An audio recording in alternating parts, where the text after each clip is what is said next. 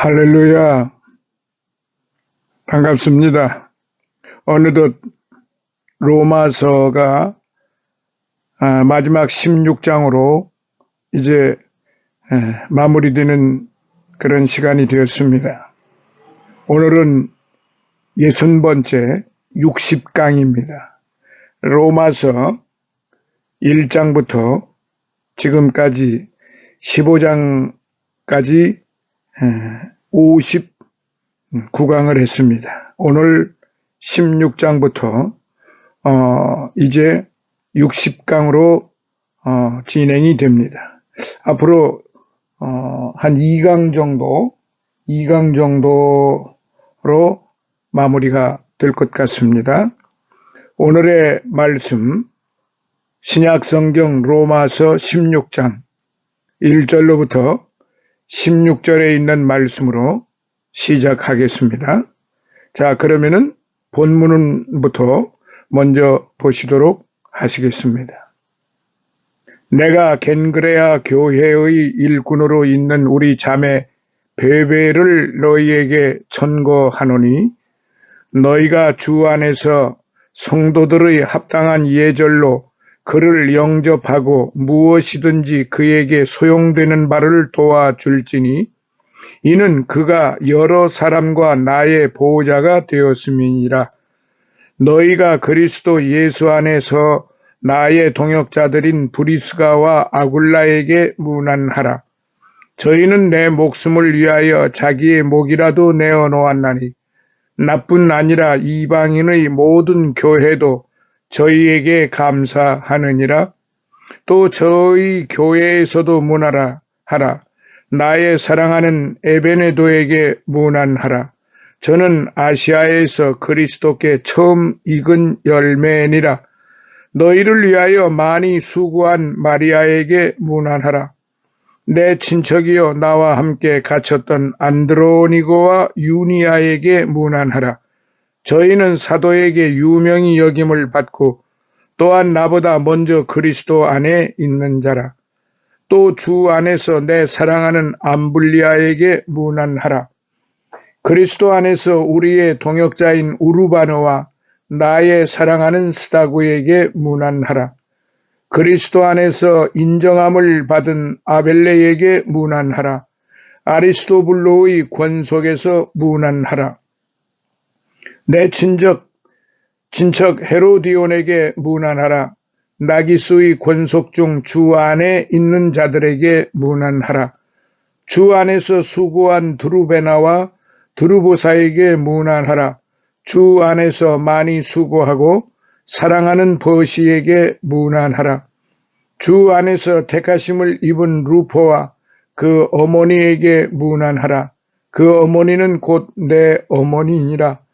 아순그리도와 블레곤과 허메와 바드로바와 허마와 저희와 함께 있는 형제들에게 문안하라. 빌롤로고와 율리아와 또 네레오와 그 자매 을름바와 저희와 함께 있는 모든 성도에게 문안하라. 너희가 거룩하게 입맞춤으로 서로 문안하라.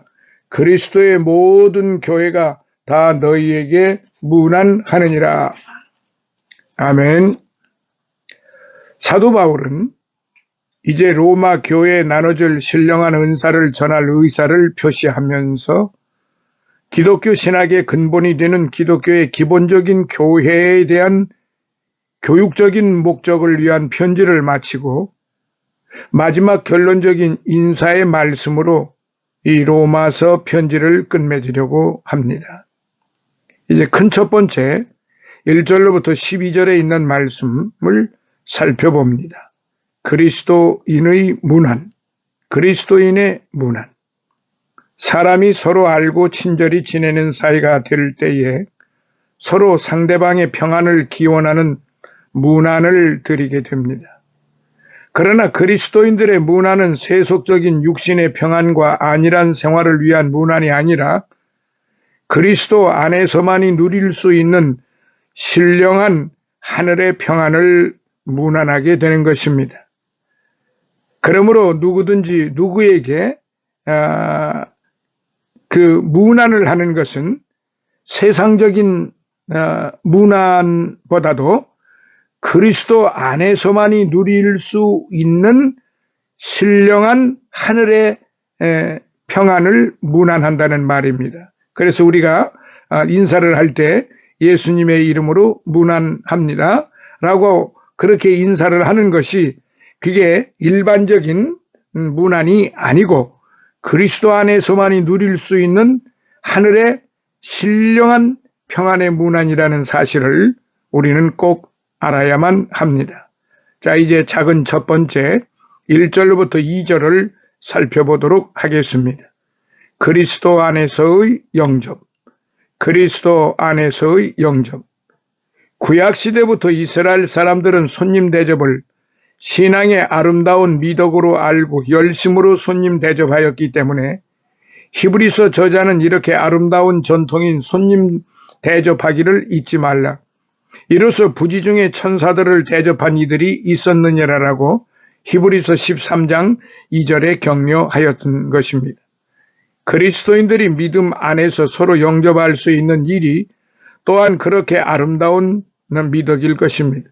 사도는 이런 의미에서 서로 지면이 없을지라도 그리스도 안에서 한 가족이 된 이 상대는 바로 서로 문안하고 영접하여야 함을 교훈해 주시고 계십니다. 많은 학자들은 본문에서 나오는 우리 자매 베베라고 말한 겐그리아 교회의 일꾼으로 일하는 여성도는 아마도 사도 바울이 고린도에서 예루살렘으로 떠나기 전에 로마 교회에 편지를 쓰고 이 편지를 베베 자매를 통하여 로마 교회에 보낸 것이 아닌가 하고 생각하고 있는 것이 사실입니다. 사도가 베베를 교회 일꾼이라고 말씀한 것은 어떤 공적인 직분이라기보다는 일반적인 개념에서 교회 일에 충성하는 신도에게 붙여준 일반적인 호칭인 것 같습니다. 사도가 베베를 천거한 것은 믿음 안에서 주님 위에 헌신하는 그리스도 안에서의 영적인 한 가족이며 함께 주님을 위해 수고하는 동역자이기 때문일 것입니다. 그리스도인들은 그의 교회에서의 공식적인 직분에 관계없이 영적인 하나님의 한 가족이 되었다는 사실과 그 모든 시련을 감당하면서도 자신이 그리스도를 위하여 받는 괴로움을 기뻐하고 그리스도의 남은 고난이라고 골로새서 1장 24절에 참여하는 동역자로서 서로 영접하여 따뜻한 인사를 나누는 것은 그리스도인들의 특권이기도 합니다. 특히 베베 일꾼의 헌신적인 수고는 자세히 알 수는 없으나 사도 바울은 그가 여러 사람과 나의 보호자가 되었습니다 라고 2절에 말씀한 것을 보면 남달리 뛰어난 큰 수고를 한 사람이 아닌가 하는 것을 알 수가 있습니다. 이렇게 그리스도 안에서의 영적인 한 식구가 되었으면 그를 파송할 때에 너희가 주 안에서 성도들의 합당한 예절로 그를 영접하라고 2절에 말을 했는데 성도들의 합당한 예절이라고 하는 것은 믿음 안에서 정중하고 사랑으로 영접하라는 말씀으로서 그리스도인들이 갖추어야 할 기본적인 예의 범절을 말하는 것입니다.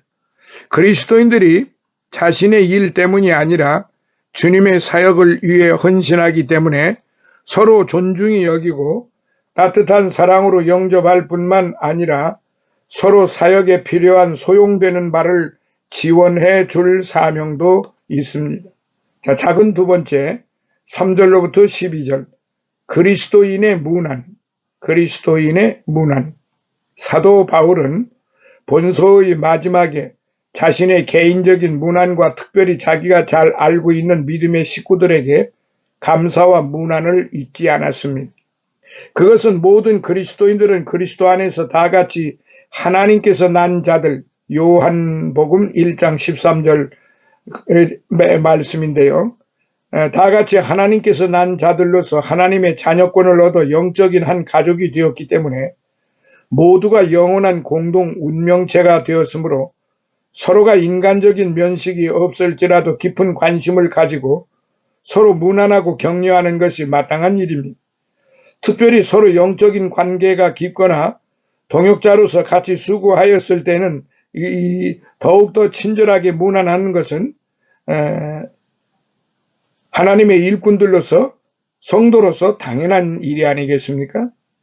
사도가 특별히 개인적으로 무난한 사람들은 자신의 복음 사역의 동역자들과 자신의 전도 열매로 믿게 된 분들로서 자신과 복음 사역에서 관계가 깊었던 사람들인 것을 알 수가 있습니다. 그 중에서 몇 가지 신뢰를 들면 먼저 아굴라와 브리스길라로서 그들은 사도 바울과 같이 장막을 만드는 업, 천막 치는 업이죠. 사도행전 18장 3절. 그 천막 치는 업을 가지며 가는 곳마다 교회를 세우고 헌신한 부부로서 저들의 수고가 지대합니다. 이방인의 모든 교회도 저희에게 감사하는데 개인적으로도 저희는 내 목숨을 위하여 자기 목숨이라도 내어놓았던 4절 5절 사람들이므로 더욱 친절한 문함을 드렸던 것으로 볼 수 있습니다. 그리고 아시아에서의 어려운 전도의 처음 익은 열매로서의 에베네도와 로마 교회에서 헌신적으로 수고하고 있으므로 잘 알려진 마리아에게도 문안을 합니다.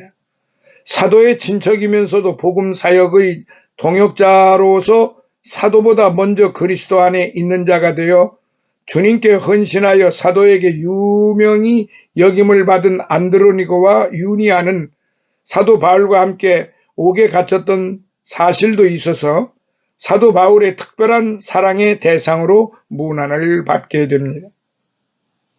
사람들은 보통 좋았을 때의 친구도 다정할 수 있지만 어려울 때의 친구는 생명을 같이 하는 동지의식을 가지게 하기 때문에 사도는 더욱 더 애정이 담긴 문안을 전할 수가 있었을 것입니다. 그 외에도 평상시에 서로 기도의 대상이 되었던 사람들에게도 문안하였는데 특히 그리스도 안에서 인정함을 받은 아벨레에게 문안하라고 합니다. 어떤 면에서의 사람들이 세상에서 자신을 인정받기를 원하여 몸부림을 치는 생활이라고 볼 수 있는데 자신의 명예욕을 충족시키기 위하여 수고하지만 누구나 영원히 자신을 기억해 줄 사람은 없는 것이 또한 인간사의 사실입니다. 그러나 믿음으로 헌신하여 그리스도 안에서 인정함을 받는 사람은 그가 비록 세속적인 면에서는 인정을 받지 못했어도 그리스도 안에서 영원토록 인정함을 받는 축복을 누리게 마련입니다. 자, 13절부터 16절 큰 두 번째 따뜻한 영접. 따뜻한 영접. 인간의 가장 아름다운 장면 중에 하나는 서로가 마음 문을 열어놓고 따뜻하게 영접하는 일이지요. 영접한다는 말은 그 사람의 인격과 신앙을 신뢰함으로 사랑으로 받아들인다는 뜻이 되기도 합니다. 특히 믿음 안에서의 영접은 같은 영원한 하나님의 가족으로서 자연스럽고도 축복된 영접이 될 수 있는 것입니다. 자, 이제 작은 첫 번째로 13절 내 어머니. 사도는 여러 동역자들에 대한 문안 중에서 루포와 그 어머니에게 문안하라. 그 어머니는 곧 내 어머니니라라고 13절에 말합니다. 그리스도인들의 가족 개념은 이중적인 요소가 있는데요. 먼저 우리가 잘 알고 있는 혈통으로 이어진 육적인 가족이요. 그리고 믿음으로 이어진 하나님께로서 난 자들로서의 영적인 하나님의 가족입니다.